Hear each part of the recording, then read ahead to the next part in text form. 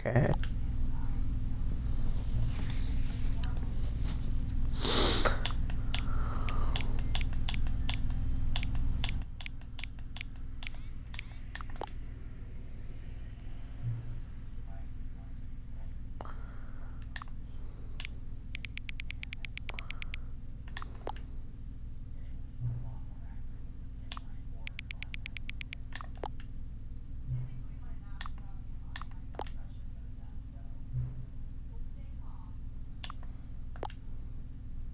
What is this?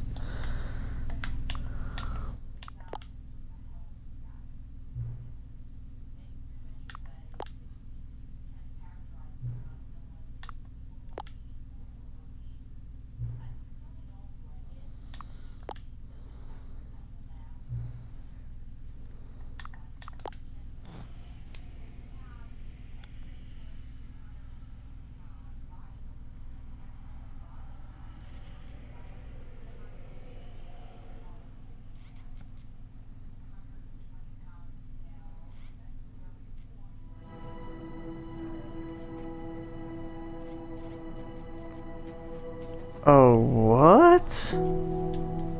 Again?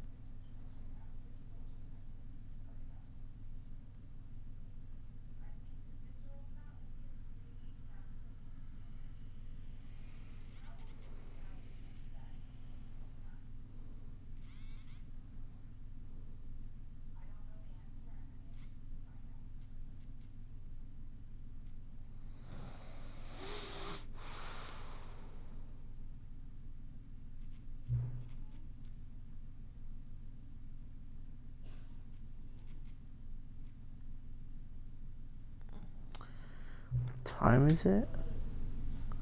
Does anyone?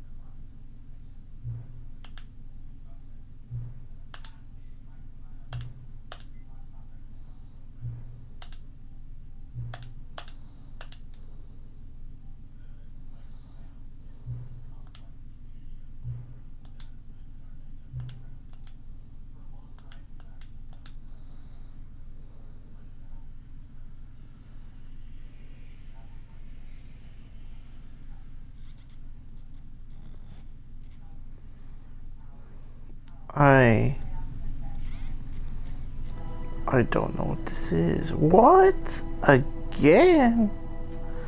Alright, I guess there's just no way, right? Like, I let someone else play on my Xbox, but I guess they already unlocked, like, most of the game. Oh well. I think both 1 and 2 are in here. Both answers.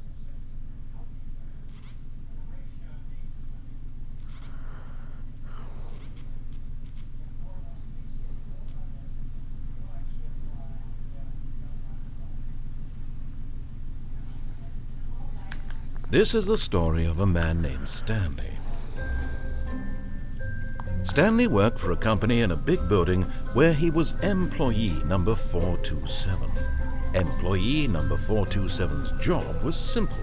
He sat at his desk in room 427 and he pushed buttons on a keyboard. Orders came to him through a monitor on his desk, telling him what buttons to push, how long to push them, and in what order. This is what employee 427 did every day of every month of every year. And although others might have considered it soul-rending, Stanley relished every moment that the orders came in, as though he had been made exactly for this job. And Stanley was happy. And then one day, something very peculiar happened. Something that would forever change Stanley. Something he would never quite forget.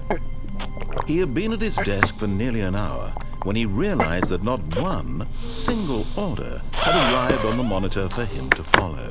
No one had showed up to give him instructions, call a meeting, or even say hi. Never in all his years at the company had this happened, this complete isolation. Something was very clearly wrong. Shocked, frozen solid, Stanley found himself unable to move for the longest time. But as he came to his wits and regained his senses, he got up from his desk and stepped out of his office.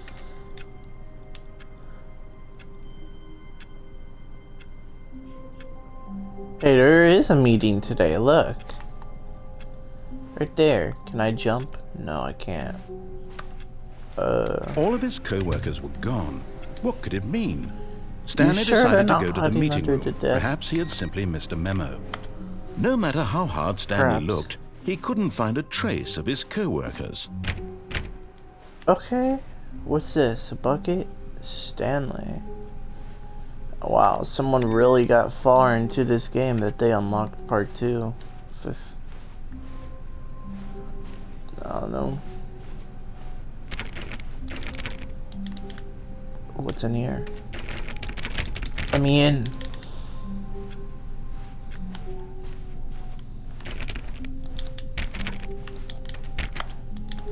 When Stanley came to a set of 2 open doors, he entered the door on his left.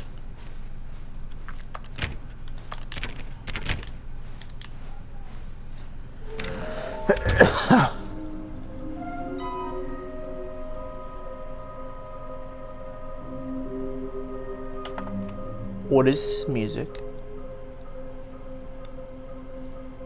It's gonna tell me how to find all the collectibles.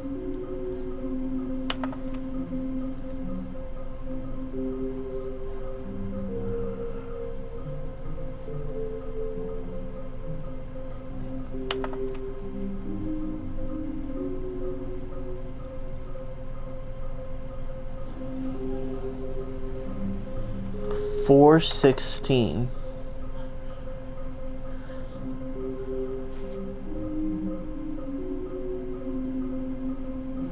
Okay, so this game just gave me a mystery. Make sure there's none in here. So 416 has the secret. Stanley stepped into the broom closet, but there was nothing here, so he turned around and got back on track. I don't think so. Oh wow. There was nothing here. No choice to make, no path to follow, just an empty broom closet. No reason to still be here.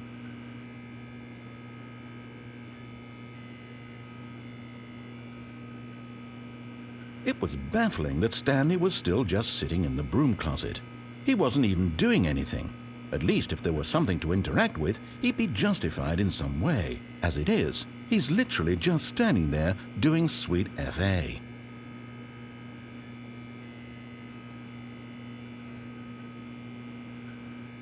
Are you really still in the broom closet? Standing around doing nothing? Why? Please offer me some explanation here. I'm genuinely confused.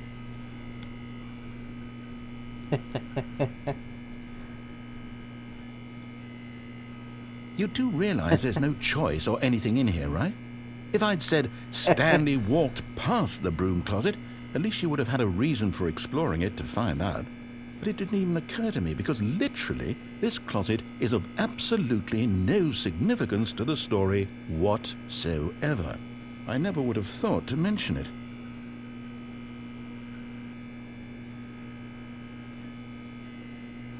maybe to you this is somehow its own branching path. Maybe when you go talk about this with your friends, you'll say, "Oh, did you get the broom closet ending? The broom closet ending was my favorite." I hope your friends find this concerning. Yeah. Is he gonna say Stanley anything was else? fat and ugly and really, really stupid. He probably only got the job because of a family connection. That's how stupid he is. That or with drug money. Also, Stanley is addicted to drugs and hookers.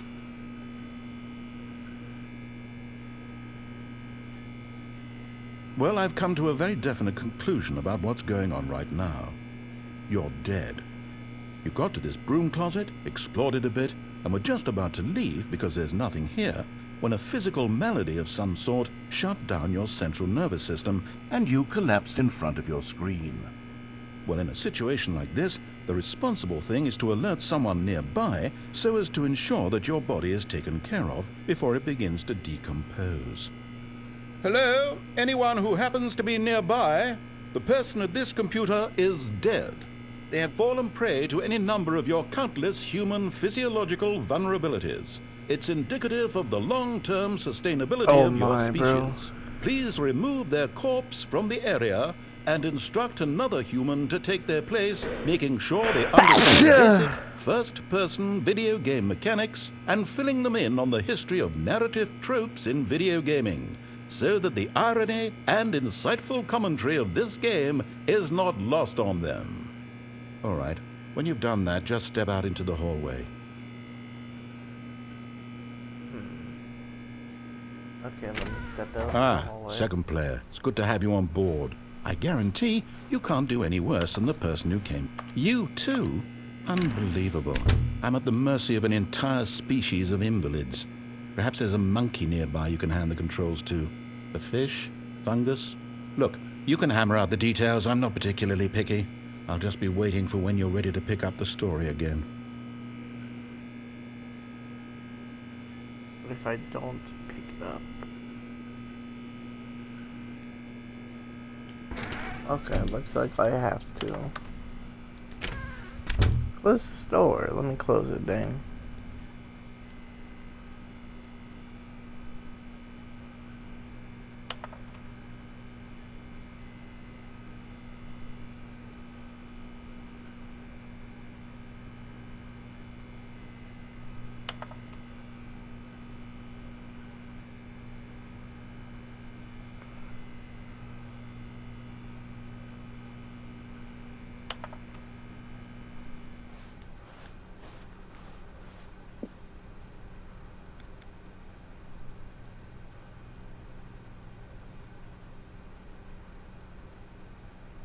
Coming to a staircase, Stanley walked upstairs to his boss's office. Okay.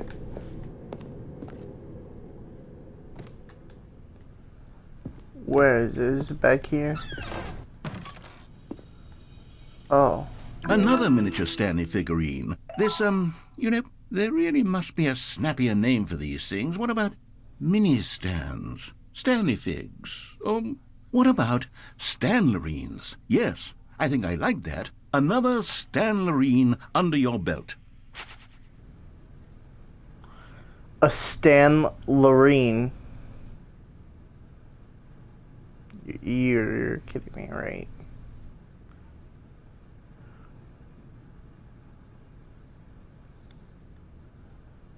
Because the boss knows that what we say goes. If the boss suffered losses,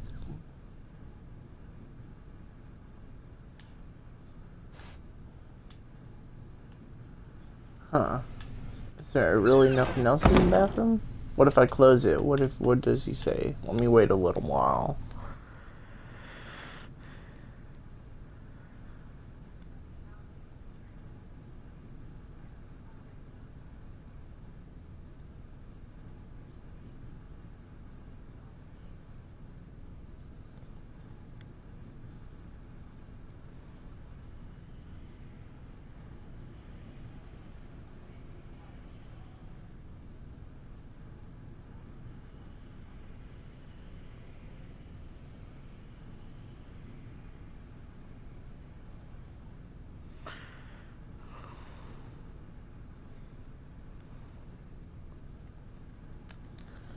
Oh, he said nothing, okay.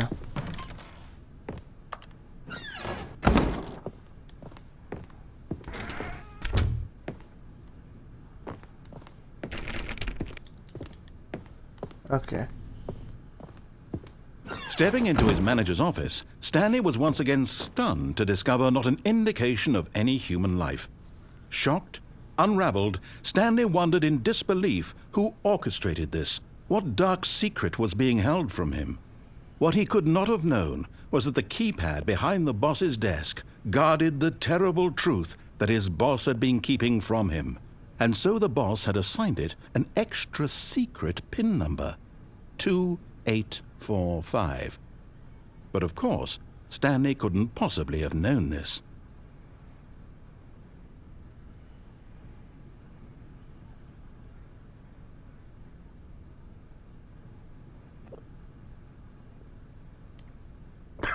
Stanley just sat around twiddling his thumbs.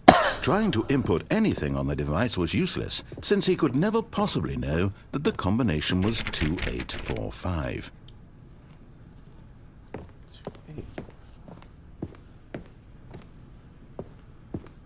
2845. 1111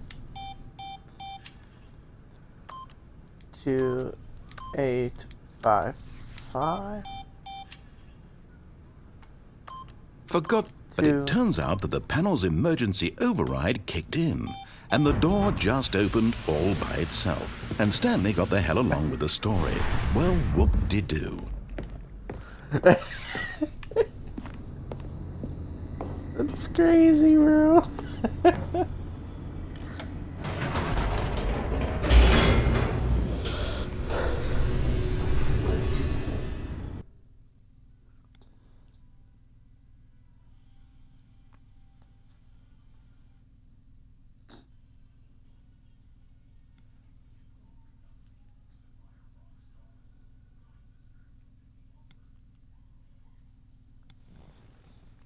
Descending deeper into the building, Stanley realized he felt a bit peculiar. It was a stirring of emotion in his chest, as though he felt more free to think for himself, to question the nature of his job. Why did he feel this now, when for years it had never occurred to him? This question would not go unanswered for long. Whoops, nope, never mind. Stanley actually got back into the elevator and went back up. Silly me. Why did Stanley do that when he knew that it would just lead back to his boss's office? Well, that's a great question. I just can't wait to find out.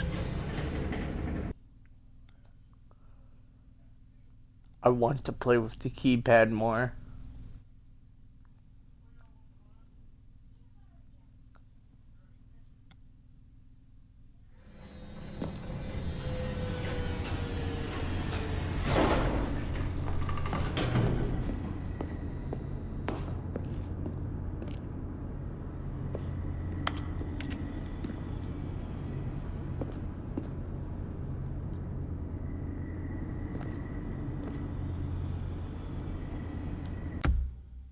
Oh shit, I can't see now.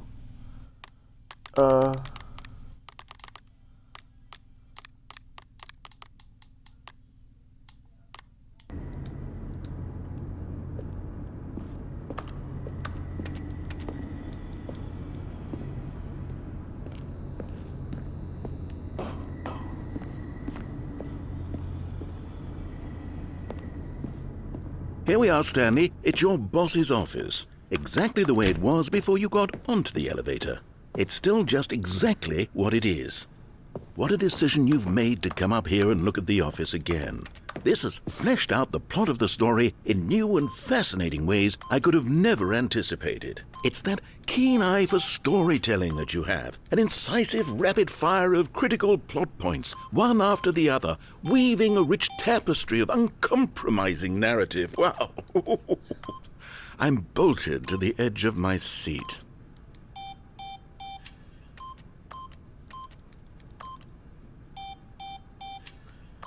What will he say now? Okay, 2 more times, then Go back in the elevator.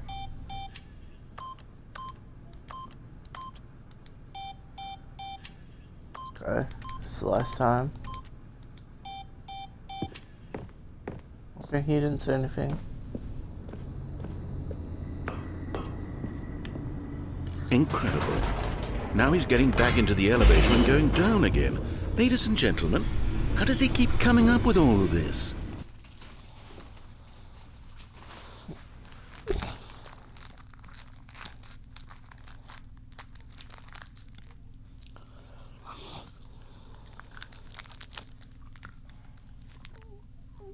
Cause I'm smart. Surely this time Stanley will walk forward into the spooky corridor, won't he?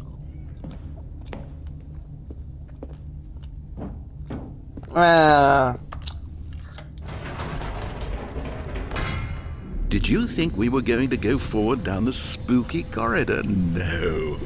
It's time once again to go back up in the elevator. I can't even begin to grapple with what might be up there. Is it the boss's office again? Or what if it's the boss's office this time? The suspense is killing me. Bro. The narrator's funny.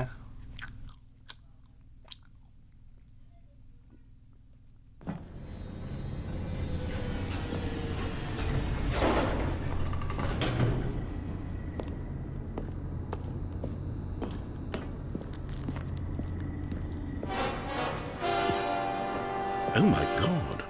It's the boss's office. This absolutely changes everything for me. Give me a time out here for a minute while I process this.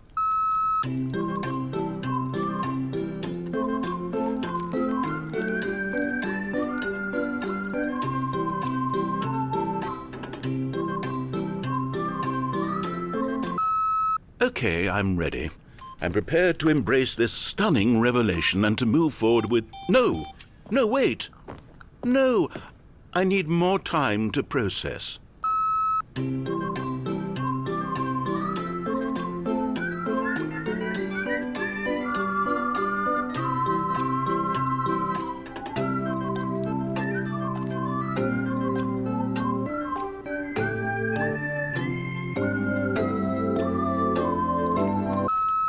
All right, I have fully come to terms with it. I have made space in my worldview for this astonishing new reality. As before, I turn to your expert eye for gripping narrative, Master Stanley.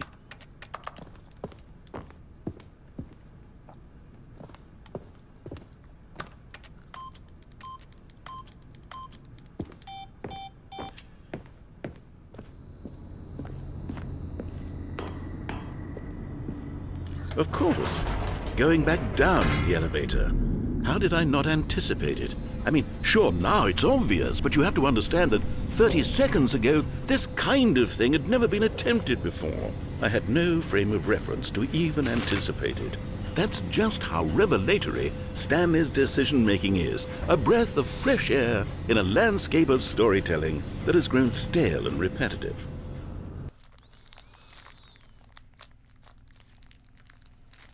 No.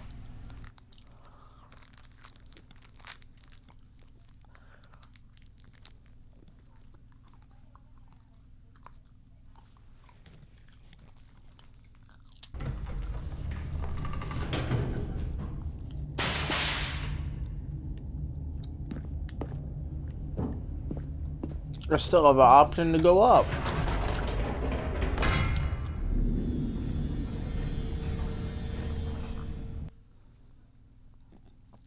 The cutscenes are quicker.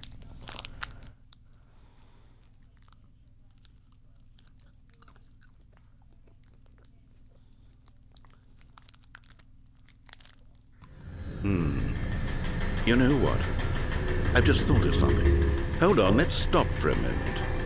Don't you realize? It's the anticipation, Stanley. You and I, we have no way of knowing what will be at the top of this elevator. But the suspense, the agony of waiting and anticipating and having to guess, that's the real thrill. Oh, I simply don't want to let that feeling go. It's so precious, so fleeting. Why don't we take this elevator ride nice and slow? There we go. Okay. Isn't this so much more exciting? You know, Stanley, it seems like nowadays the only thing that audiences want is to be shocked as loudly and frequently as possible. They want big, explosive moments flung right in their faces from the very moment that things get started. But where's the tension? Where's the trust in the audience to build a slow and nuanced appreciation for the story, the characters? Why aren't we given time to imagine the surprises, to have to think and to anticipate, and then to marvel at the eventual reveal? This is storytelling, Stanley. What you and I are doing right now. This is the most exciting narrative to be developed in years, and it's really all because of you. You're the one who took this bold step of revisiting the exact same locations over and over. Truly, I mean it. This is unique and different. It's not like anything else out there. You see, I want stories that surprise me, Stanley. I want to have to think. I want to be engaged and not pandered to. We're being fed such unimaginative drivel all the time, and we all know it, which is why we're so starved for content that makes us feel sharp and vital and alive. That's why people like you so much, Stanley, because you're not afraid to spit in the face of tradition. You're a role model, you know? People look up to you. Which is why, oh, I didn't know when to spring this on you, but, well, I've gathered a little press conference for you, so that you can talk about your work and your storytelling and your life. Yes, I know you're not much for the public eye, but I thought it would especially mean a lot to the people who have been following you from the beginning. They really look up to you, Stanley. I don't know if you realize the impact you have on them. This is the kind of gesture that might leave a tremendous impact on them for the better. Oh good, we're here. Okay, the room where we're holding the press conference should be just around the corner here somewhere. Oh, I can't go back down.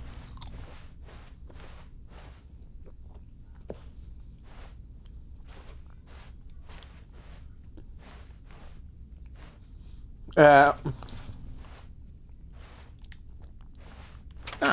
yes, here it is, just through this door. All right, are you ready? I've told them you're going to speak a little bit about the nature of surprise in storytelling and what it means to craft a truly unpredictable narrative. Oh, don't worry, you'll do great. Just be yourself and speak from the heart. I'm really proud of you, Stanley. Okay, it looks like they're ready for you. Go get them. Hey.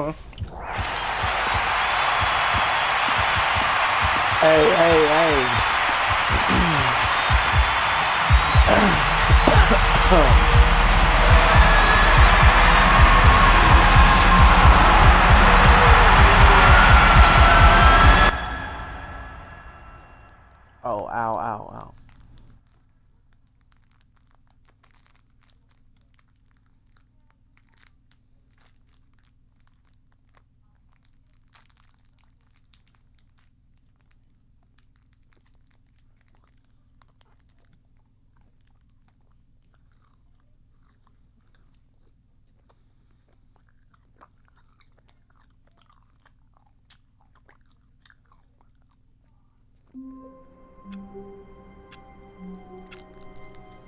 Oh no, it restarted me.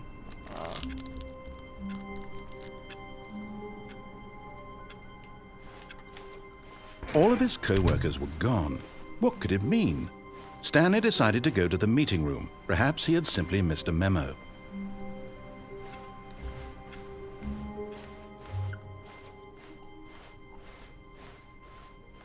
When Stanley came to a set of 2 open doors, he entered the door on his left. This was not the correct way to the meeting room, and Stanley knew it perfectly well. Perhaps he wanted to stop by the employee lounge first, just to admire it.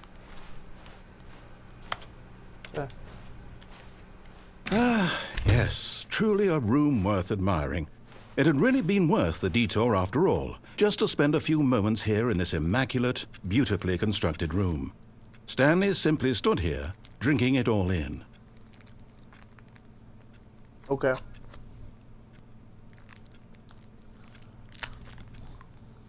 Yes, really, really worth it being here in the room. A room so utterly captivating that even though all your co-workers have mysteriously vanished, here you sit looking at these chairs and some paintings. Really worth it. I agree. At this point, Joke's on Stanley's you, I have obsession some with this chips. room bordered on creepy and reflected poorly on his overall personality. It's possible that this is why everyone left.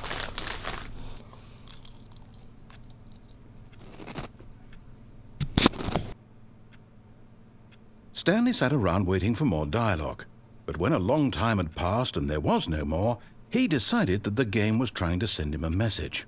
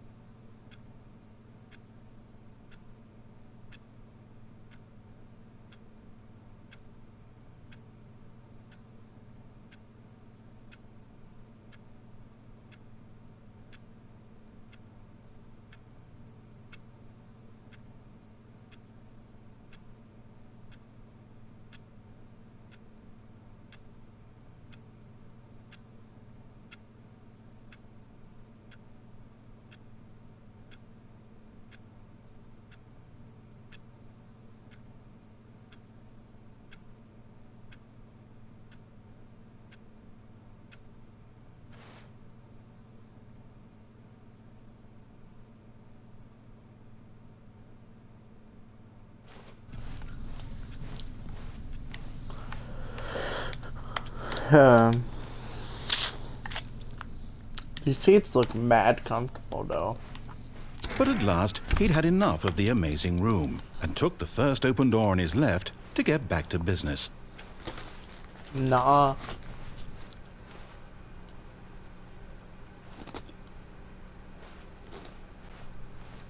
Stanley was so bad at following directions, it's incredible he wasn't fired years ago. Look, Stanley, I think perhaps we've gotten off on the wrong foot here. I'm not your enemy, really, I'm not. I realize that investing your trust in someone else can be difficult, but the fact is that the story has been about nothing but you all this time. There's someone you've been neglecting, Stanley. Someone you've forgotten about. Please, stop trying to make every decision by yourself.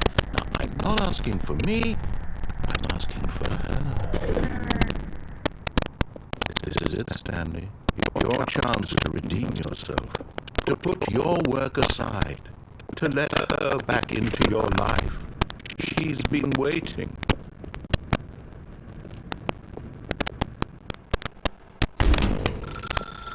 That's her, Stanley. You need to be the one to do this. To reach out to her. If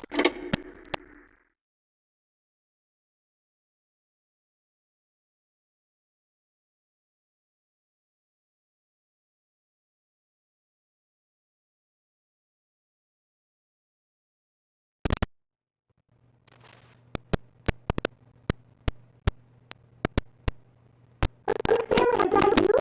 Hold on, sweetie. Sorry to keep you waiting. I'm just pulling my bread out of the oven. All right. Okay, there we go. All right, now, I want you to come in and tell me all about your day. Gotcha. Oh, come on. Did you actually think you had a loving wife who'd want to commit their life to you? I'm trying to make a point here, Stanley.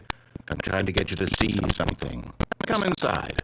Let me show you what's really going on here. This is a very sad story about the death of a man named Stanley.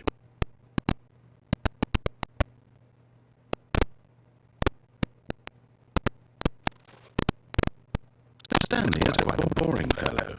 He has a job that demands nothing of him, and every button that he pushes is a reminder of the inconsequential nature of his existence.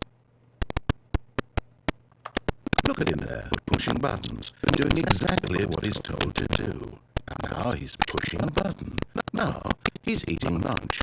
Now he's going home. Now he's coming back to work. One might even feel sorry for him, except that he's chosen this life. But in his mind, he can go on fantastic adventures. From behind his desk, Stanley dreamed of wild expeditions into the unknown, fantastic discoveries of new lands. It was wonderful. And each day that he returned to work was a reminder that none of it would ever happen to him. And so he began to fantasize about his own job. First, he imagined that one day while at work, he stepped up from his desk to realize that all of his co-workers, his boss, everyone in the building had suddenly vanished off the face of the earth. The thought excited him terribly. So he went further. He imagined that he came to two open doors and that he could go through either. At last, choice. It barely even mattered what lay behind each door. The mere thought that his decisions would mean something was almost too wonderful to behold. As he wandered through this fantasy world, he began to fill it with many possible paths and destinations. Down one path lay an enormous round room with monitors and mind controls. And down another was a yellow line that weaved in many directions. And down another was a game with a baby. And he called it the Stanley Parable. It was such a wonderful fantasy, and so in his head he relived it again, and then again, and again, over and over, wishing beyond hope that it would never end, that he might always feel this free. Surely there's an answer down some new path, mustn't there be? Perhaps if he played just one more time. But there is no answer. How could there possibly be? In reality, all he's doing is pushing the same buttons he always has. Nothing has changed. The longer he spends here, the more invested he gets, the more he forgets which life is the real one. And I'm trying to tell him this, that in this world he can never be anything but an observer, that as long as he remains here, he's slowly killing himself. But he won't listen to me. He won't stop. Here, watch this. Stanley, the next time the screen asks you to push a button, do not do it.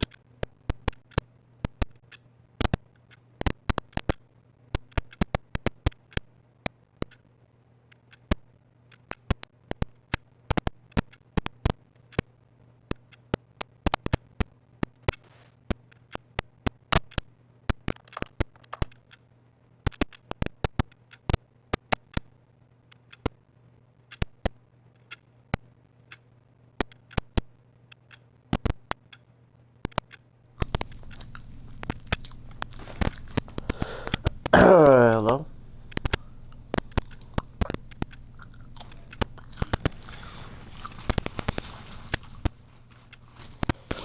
So he's not gonna say anything when I don't press it. How hypocritical.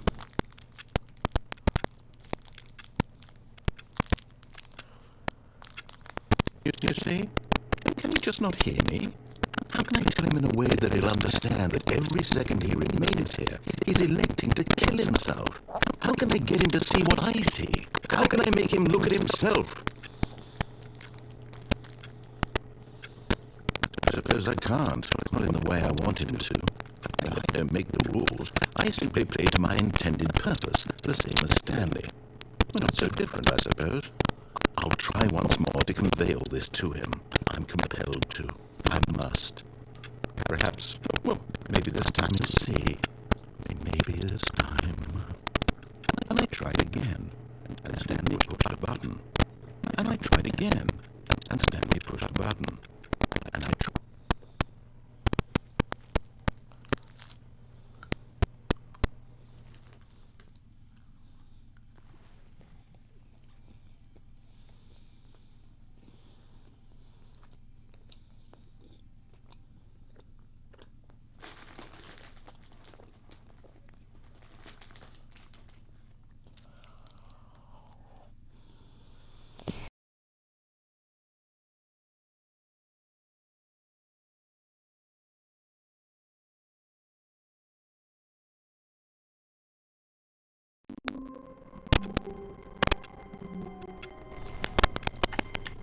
All of his co-workers were gone.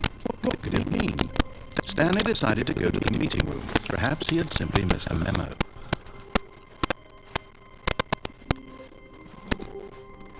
When Stanley came to a set of two open, this was not the correct way to the meeting room, and Stanley knew it perfectly well. Perhaps he wanted to stop by the employee lounge first, just to admire it. Wow, yes, this room. But eager to get back to business, Stanley took the first open door on his left. Nope. Stanley was so bad at following directions, it's incredible he wasn't 5 years ago. Look, Stanley, I think perhaps we've gotten off on the wrong foot here. I'm not your enemy, really, I'm not. I realize that investing your trust in someone else can be difficult, but the fact is that the story has been about nothing but you all this time. There's someone you've been neglecting, Stanley. Someone you forgot. What? Really?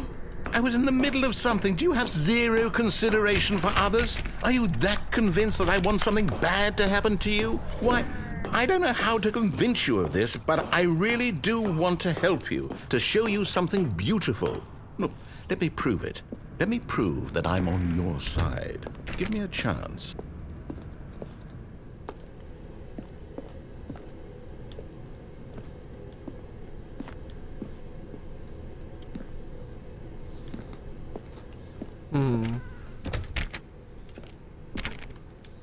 Now listen carefully, this is important. Stanley walked through the red door. Okay. What if I walk through the blue door? It kind of looks exactly Oh, the same. thank God you are willing to listen to me. Do you see that I really have wanted you to be happy all this time? The problem is all these choices. The two of us always trying to get somewhere that isn't here. Running and running and running, just the way you're doing right now. Don't you see that it's killing us, Stanley?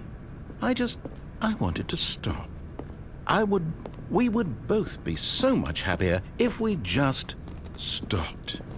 And I think I have a solution. Here, let me show you.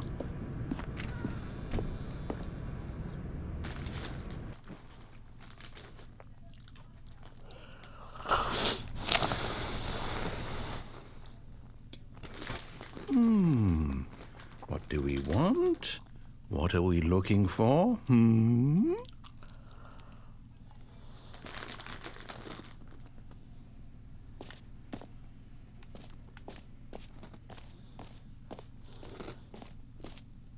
Here. Yes. Oh, it's beautiful, isn't it? If we... No, wait. Where are you going? Oh, no. Stay away from those stairs. If you hurt yourself, if you die, the game will reset. We'll lose all of this. Please, no, Stanley, let me stay here. Don't take this from me. Please, Stanley. No! Oh, no. No, what are you doing, Stanley? Please, I'm asking you not to take this away from me. I can't go back to what I was before. If you die, we'll both go back. Why are you doing this?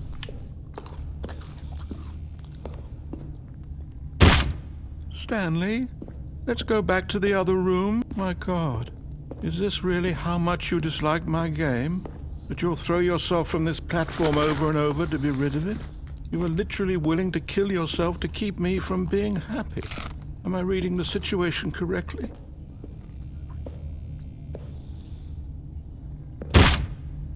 Or maybe you're just getting a kick out of it. I don't know anymore. I just wanted us to get along. But I guess that was too much to ask. It looks like you wanted to make a choice after all. Well, this one is yours.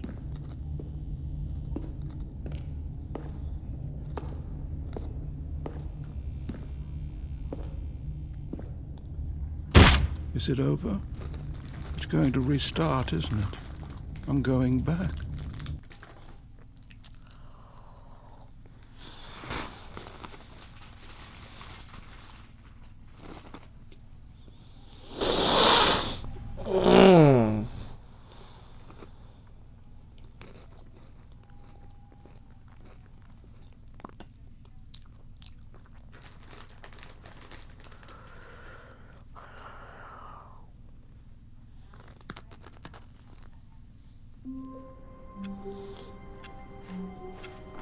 All of his co-workers were gone. What could it mean? Stanley decided to go to the meeting room. Perhaps he had simply missed a memo.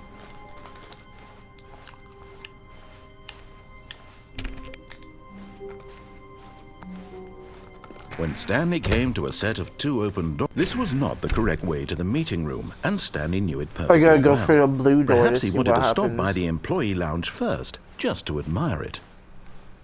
The lounge was sublime, a work of art.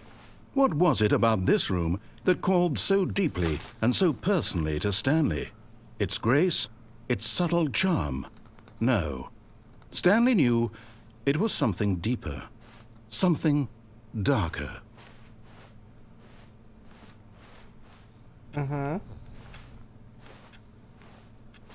Yes, really, really worth it, Big. But eager to get back to business, Stanley took the first open door on his left. Stanley was so bad at following directions, it's incredible he wasn't fired years ago. Look, Stanley, I think perhaps we've gotten off on the wrong foot here. I'm not your enemy, really, I'm not.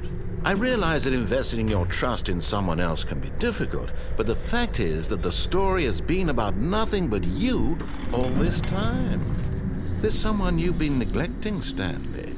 Someone you... What? Really? I was in the middle of something. Do you have zero consideration for others? Are you that convinced that I want something bad to happen to you? Why, I don't know how to convince you of this, but I really do want to help you, to show you something beautiful. Look, let me prove it. Let me prove that I'm on your side. Give me a chance. Now listen carefully, this is Okay, I'm going back to the name of these little Stanley figurines, and now I'm torn between Stanlerines and Figlies. What do you think, Stanley?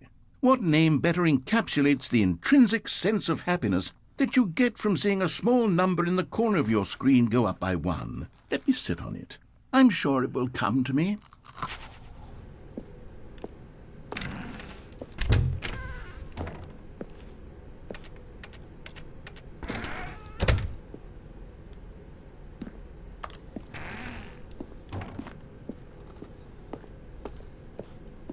Aha, perhaps you misunderstood.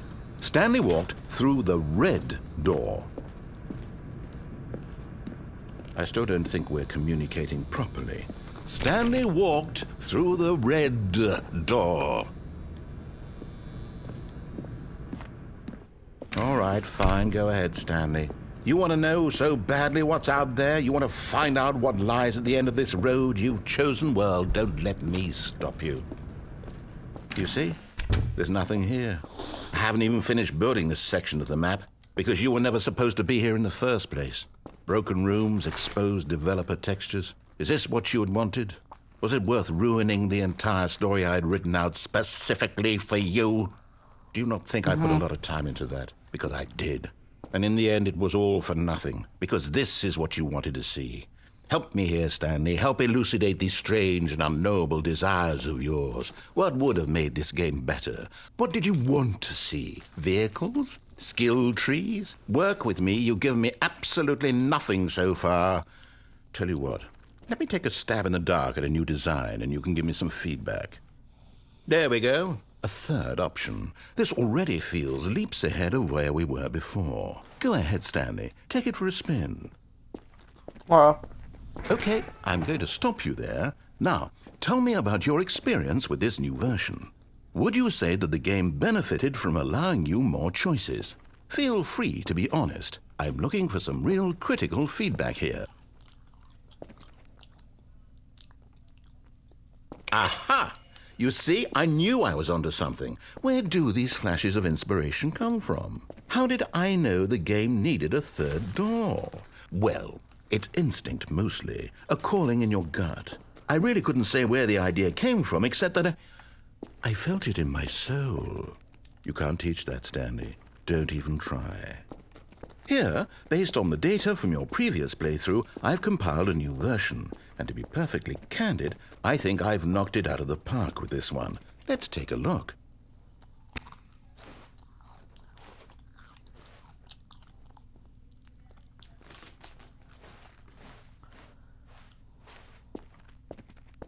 Now, would you say that competitive leaderboard helped you feel motivated to keep walking through doors? Again, honest answers, please. Hey, I nearly forgot. I've got a prototype of a new game I've been working on, and now would be a lovely opportunity to give it some playtesting. You wouldn't mind taking a look at it, would you? Perfect. Let me boot it up.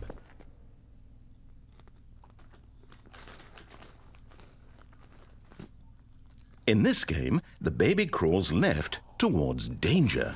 You click the button to move him back to the right, and if he reaches the fire, you fail. It's a very meaningful game, all about the desperation and tedium of endlessly confronting the demands of family life. I think the art world will really take notice. But of course, the message of the game only becomes clear once you've been playing it for about 4 hours. So why don't you give it 4 hours of play to make sure it's effective? Be sure to keep notes on your experience.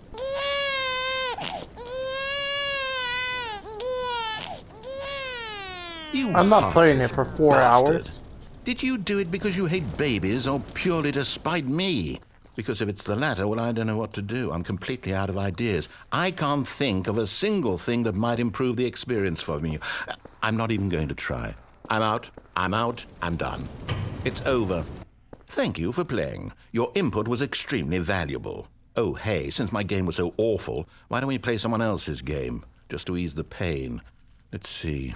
What do we have here?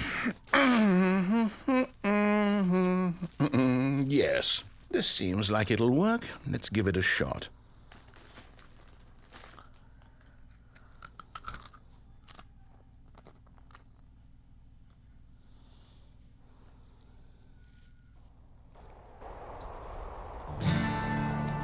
Aha! Fascinating. What do you think this game is about, Stanley? What's our backstory? What is our motivation? Well, it seems obvious to me that you are meant to play as a creepy man spying on innocent civilians below you from up high in your creep tower, perhaps for some sort of twisted, erotic purpose. Yes, that must be it. What a fascinating venture into the experience of total mental depravity. So far, I love everything about this game, Stanley. And it seems there's even more. Come, let's venture outward and see what else is out there.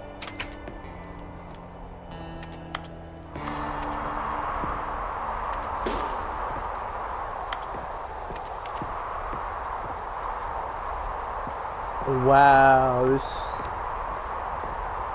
game designed a whole nother game.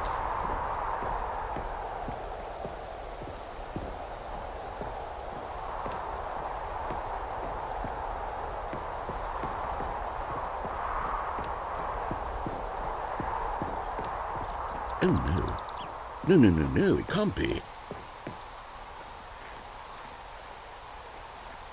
It is. It's an open world game. Good God, quickly, block it off.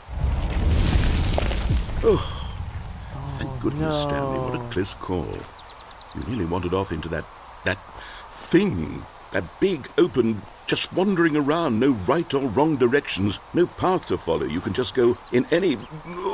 Oh, thank heavens we avoided it. We're out of the woods now, Stanley. Okay, I'm going to get us out of here. Let's find another game. Preferably something with walls. Something with nice, big, insurmountable walls. Okay, I think this will be just the thing.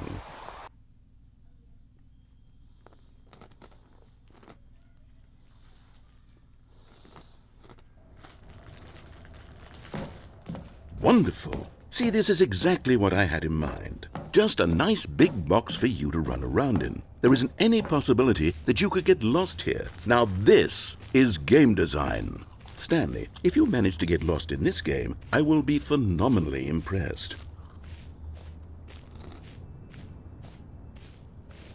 Okay, so what exactly do we do here? Let's see.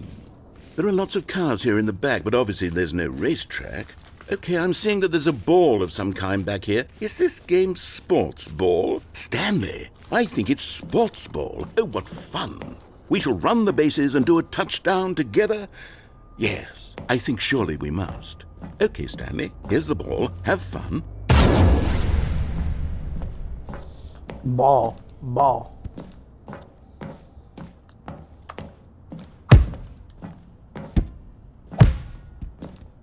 My forehead better than the cars that drive here.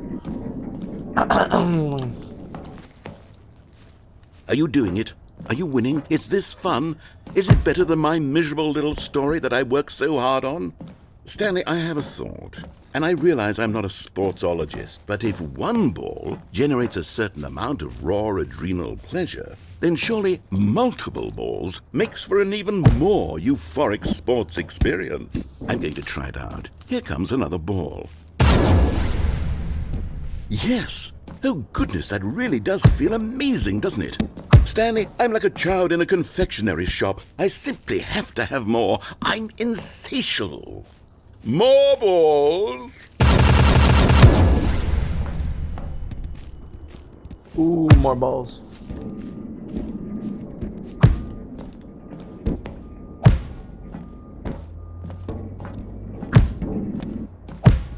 Are you enjoying this, Stanley? Are you having fun? Is this a real video game?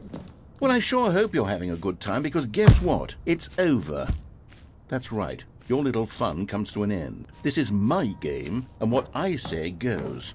You get to have fun when I let you, Stanley. Besides, you need someone like me to set boundaries for you. Without rules or boundaries, video games are nothing. Yes, that's what I am. I'm structure. I'm your sense of purpose. And since you decided you didn't want to play my game, now I don't want to play with you either. So, goodbye, Stanley. I'm leaving. See how you like it when I'm not around to set the rules. Somehow, I don't think you'll enjoy it as much. But who knows? You're an inventive kid. You'll come up with something. After all, you're the one who knows best. Take care, Stanley.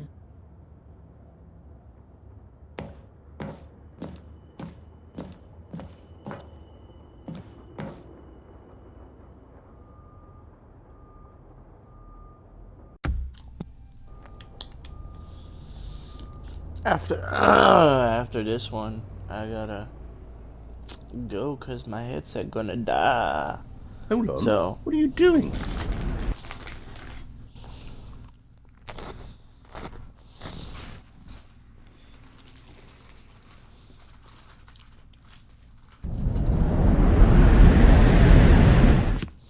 Stanley, don't do that. I can't follow you there. I can't help you. How will you write a story without me? You can't do it. You know that. Stanley, come back.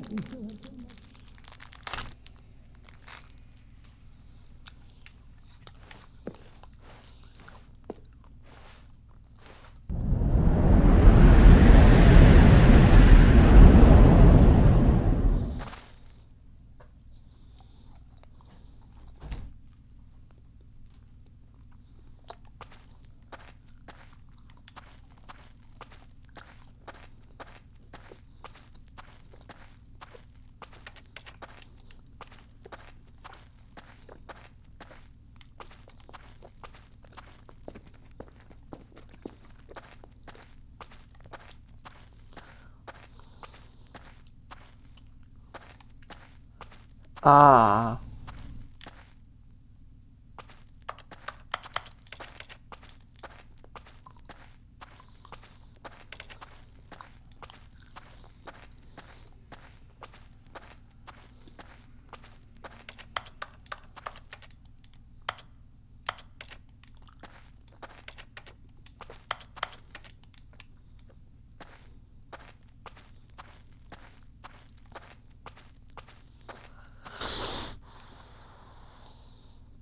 I wonder what he found.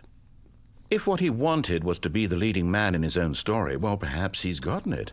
Down in wherever he is right now. I wonder if he's happy with his choice, and if he's learned the heavy cost that comes with it. He'll understand soon what I was trying to tell him. He needs me.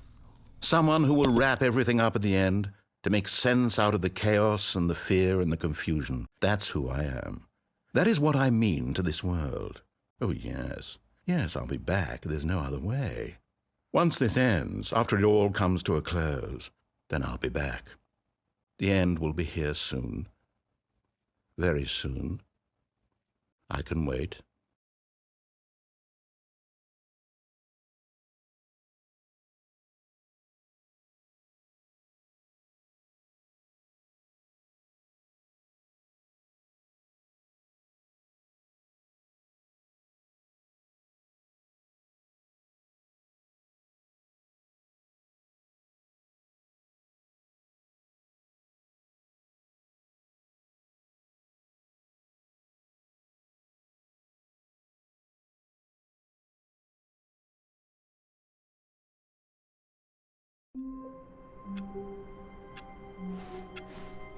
Just a step through this door, Stanley thought to himself, that's all I need.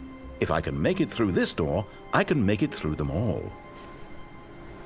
No matter how hard Stanley looked, he couldn't find a trace of his co-workers.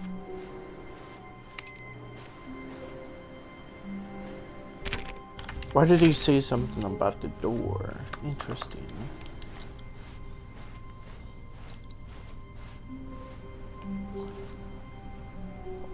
Can I pick Stanley this up? picked up the bucket and smiled. He'd never be alone again, not truly alone, not with the bucket around.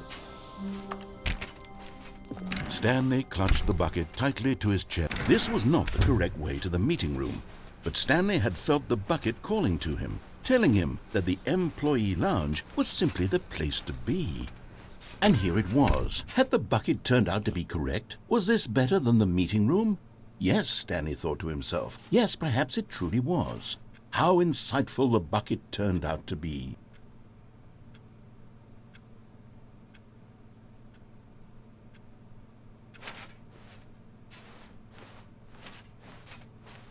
Truly, being here with the bucket was a grand adventure.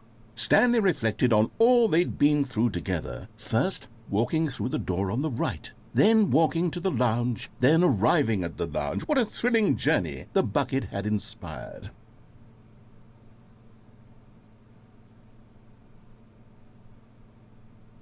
Perhaps this was where the bucket felt most truly at home, here in the employee lounge. Perhaps it's the only place a bucket can even feel at home.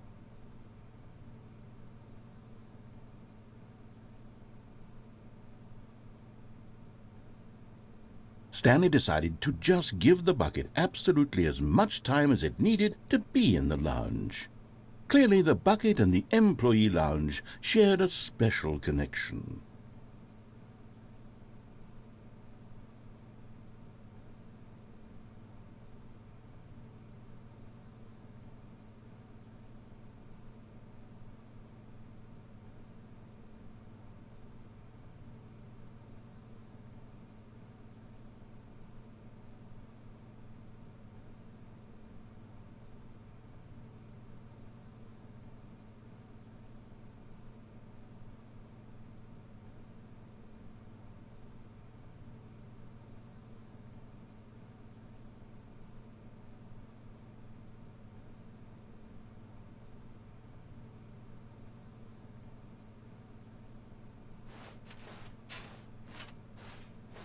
But finally, the bucket was done being in the lounge, and they took the first open door on their left to get, and so the two of them detoured through the maintenance section and walked straight ahead to the opposite door.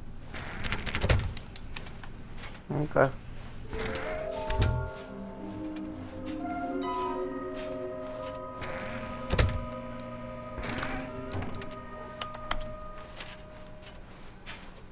Coming to a staircase, Stanley and the bucket walked upstairs to the boss's office.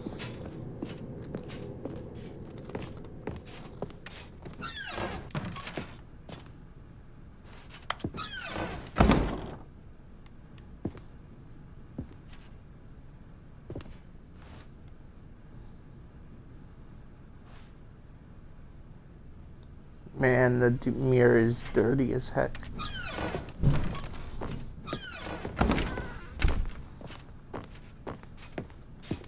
Stepping into his manager's office, Stanley was once again stunned to discover not an indication of any human life. Crushed by the weight of this revelation, Stanley may have broken down into an emotional dumpster fire if not for the soothing presence of the bucket. Even now, in his darkest of hours, did the bucket's warmth... But Stanley guessed the correct code by sheer luck. Was it that the bucket knew all along? Was the bucket guiding him? Yes, this is certainly the most logical explanation.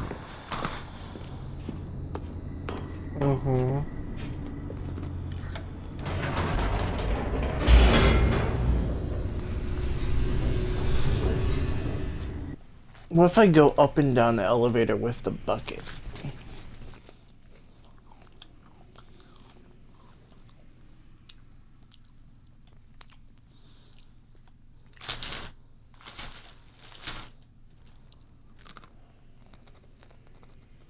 The elevator raced downward, plummeting towards an unknown fate. It would be all Stanley could do to keep himself together, if not for the bucket. Soothing him, comforting him, reassuring that in this darkest moment of uncertainty, he would be all right. The bucket is here for you, Stanley. Everything will be fine. Wait, Stanley said to the bucket. Can we go back up? When I was pressing those keypad buttons, there was something very intriguing about the number 3. I want to go back so I can try pressing the number 3 again. The bucket said nothing.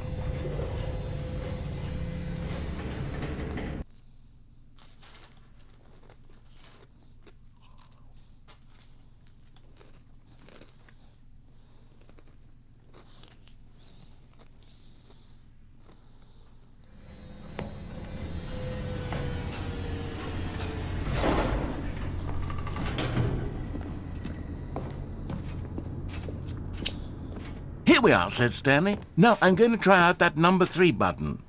He took the bucket over to the keypad and began absolutely slamming on the number 3 over and over and over. Well, he said, the number 3 is such a special button. I'm having the time of my life. Stanley looked expectantly at the bucket, but the bucket remained silent. This was a shock to Stanley, who had always felt such a connection with the bucket. How was this not as exciting to the bucket as it was to him? Once Stanley had had enough of the number 3, he got back in the elevator. Perhaps the bucket had missed something. Perhaps it had not seen how much joy Stanley got from slamming the number 3 repeatedly.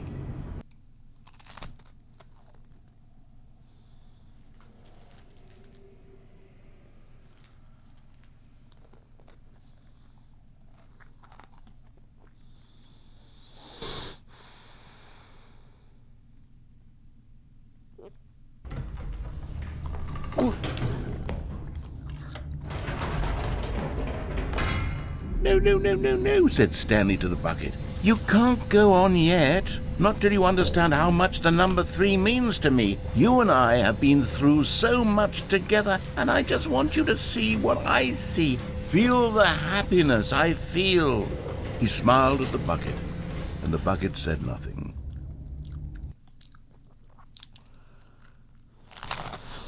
Oh my character's going insane.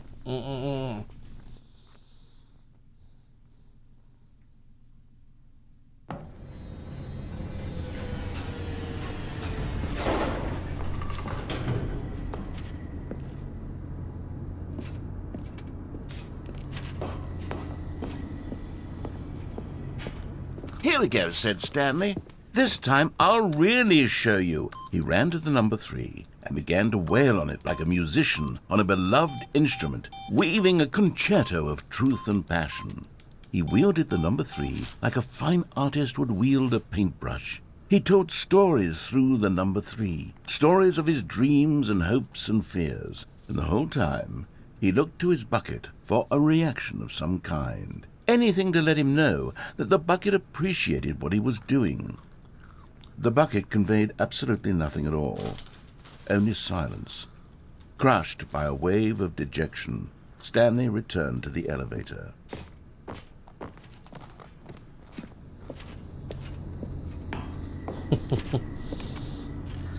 Stanley and the bucket were so close. They'd always been there for one another. Why suddenly could the bucket not connect with this passion of Stanley's? The question caused Stanley to ruminate the whole way down the elevator. He knew that there must be a way to get through to the bucket, to communicate fully with his dear friend. Surely there was a solution, mustn't there be?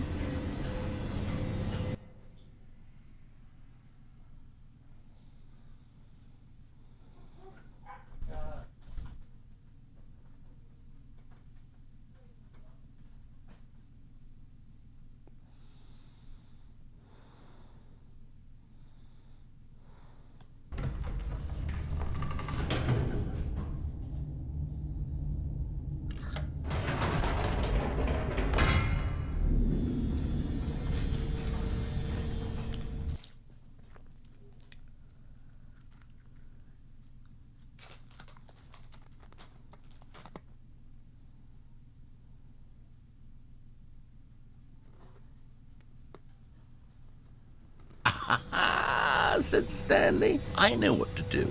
I know how to fully express this feeling in my heart. He decided right then and there that he would hold a press conference where he would speak to the public on all matters relating to pressing the number 3 over and over. He would elaborate fully on what the number 3 meant to him and why he felt so alive when pressing it. Then the bucket would be able to see his joy through the eyes of others. It would get to see the world react to this discovery of Stanley's. And it would be through the public eye that the bucket would finally understand Stanley's work.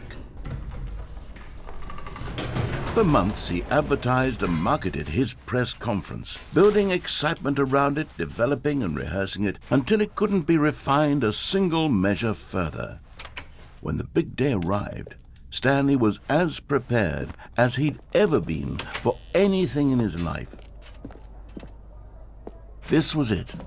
One last chance to win the bucket over. One opportunity to share a true connection with a loved one. There was no one here. Nobody had come to the press conference to hear Stanley speak, to listen to him talk about what it really means to press the number 3 on a keypad over and over. He was unloved, uninteresting, he was a failure, and in that moment Stanley knew that the bucket would never again take him seriously. There would be no connection, no deeper understanding. The bucket merely sat there in his arms, indifferent. And so it began that slowly, over many years, the two of them grew more and more distant. They spoke less and less, neither wishing to state the obvious, that any sense of real respect between them had eroded since that day at the press conference. There would be no more games, no more long conversations about passion and pursuit. Only a silence that consumed the space between friends. And Stanley, having for once in his life discovered the warmth and comfort of true companionship, was cast back into the unremarkable normalcy of loneliness.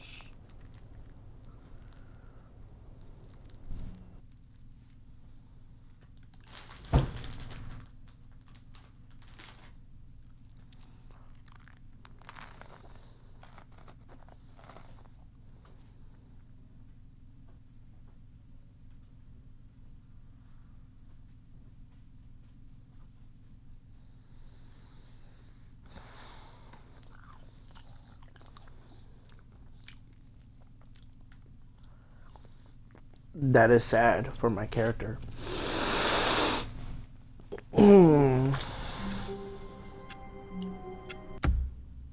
This is probably where I'll end it here. I'll see you guys next time.